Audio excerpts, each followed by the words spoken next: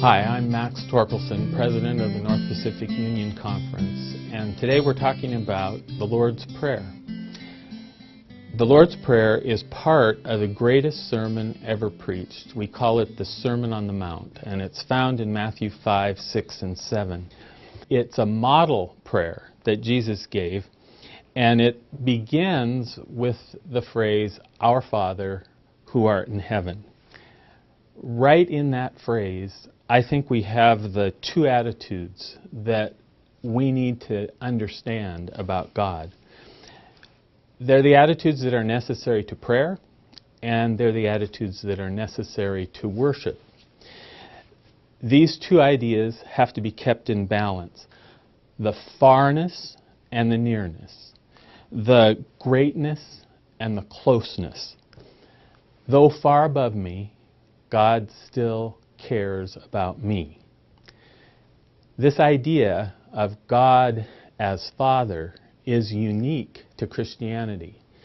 In fact, other religions may talk about God as ruler or sovereign or master, but only Christianity talks about God as Father.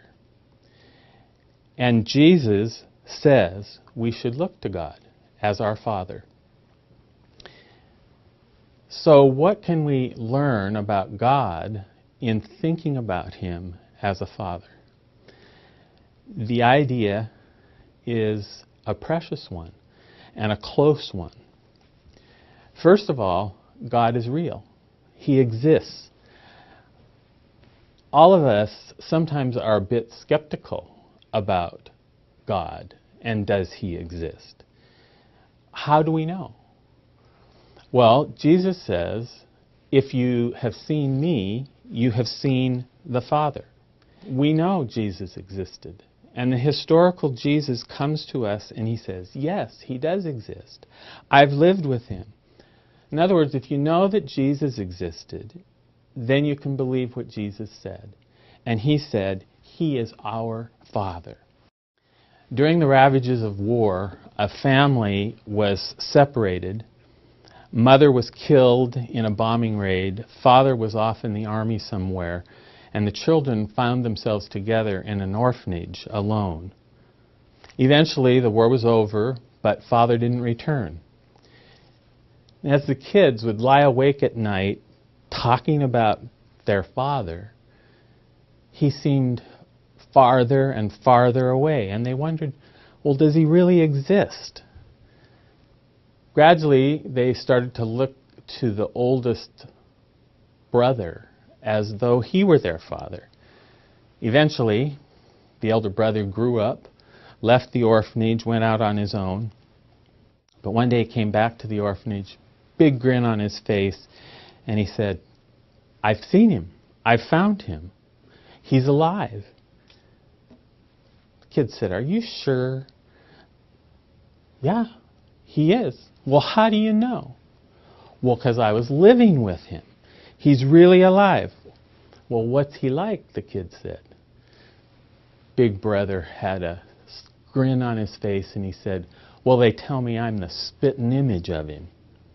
You see, there's been war in heaven. We've all gotten separated from our Father.